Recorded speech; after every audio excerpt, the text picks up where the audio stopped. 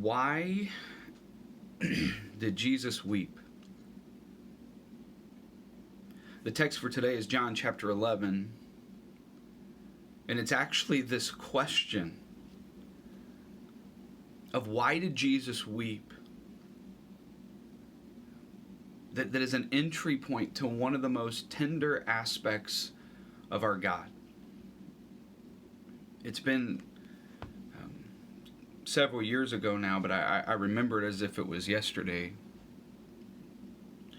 I was contacted by a really young couple in the church that I serve at and that I attend, and the young couple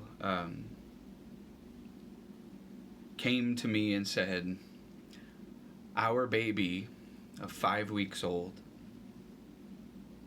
died, and we want you to do the funeral." I was overwhelmed.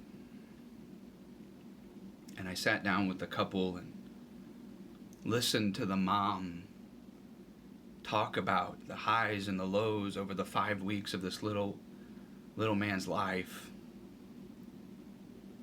And talk to me about the hope that they had, and yet the turns towards the worst and the shattering of hope and the brokenness that they felt as they held their young son as he breathed his final breath. I knew the moment I was sitting in was holy, but it seemed far more terrifying and tragic. And I couldn't make the two fit. I didn't understand why the moment felt so sacred and yet felt so evil at the same time. The funeral was going to be 2 days later, and I spent the day and the night in between wrestling with, what do you say? What do you say? Because there's no amount of explanation that can make this easier. There's no amount of trivial things that I can offer that will make this family heal quicker. It is just a broken, evil moment. And as I was preparing that sermon, I've never longed for the death of death so intensely in my entire life. And then I saw the casket. Caskets were never meant to be made that small. It did not make sense. It overwhelmed me with the tears that this incredibly young couple were shedding,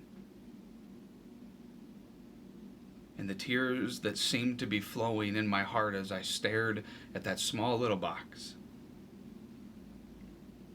Why? I mean, that's the natural question that we ask.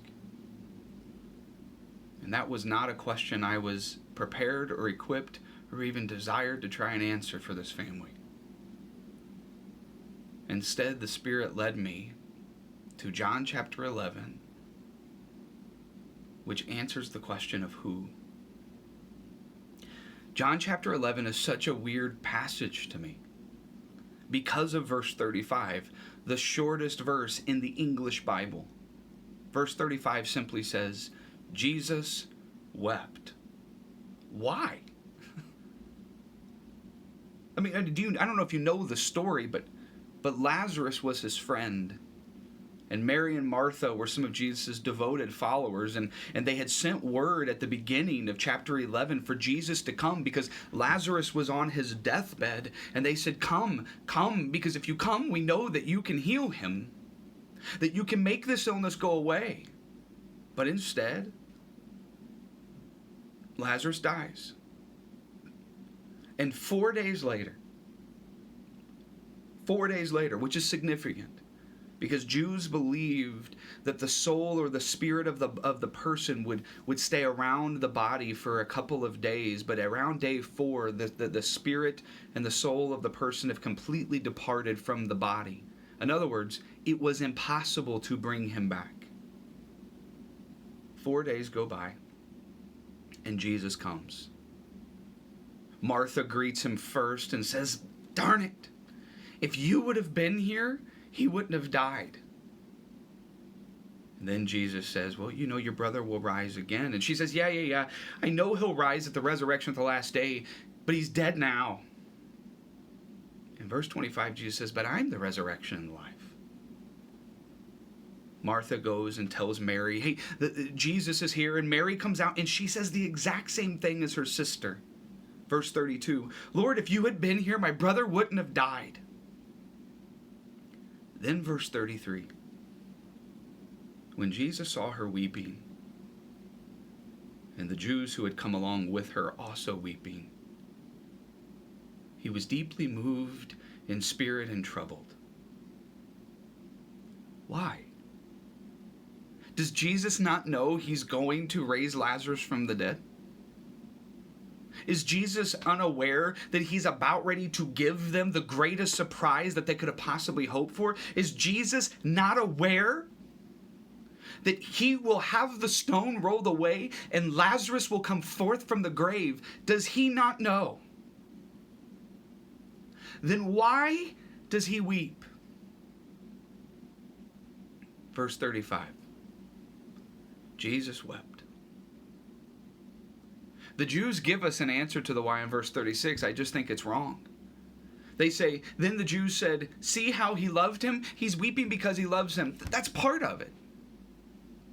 But Jesus knows he's about ready to embrace Lazarus again. He knows Lazarus is about to come back to life. He is weeping because it was never supposed to be this way.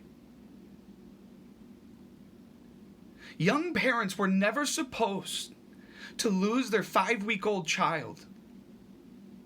We were never supposed to be separated from our loved ones when they cease to walk on the earth. We were never supposed to experience death. Jesus weeps. He's overwhelmed because we are experiencing something we were never meant to experience. What I said to that couple on that sermon was this: our God is a God who weeps. He weeps, but he does not sit idly by. He is working to set the wrongs right.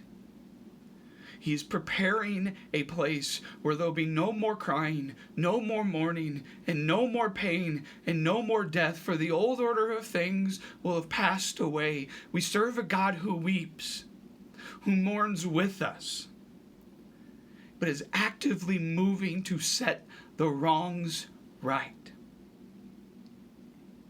And more than the question of why,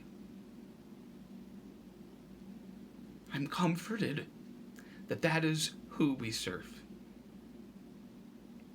This week, I want you just simply to reflect on the fact that we serve a God who weeps. I love you guys. See you next week.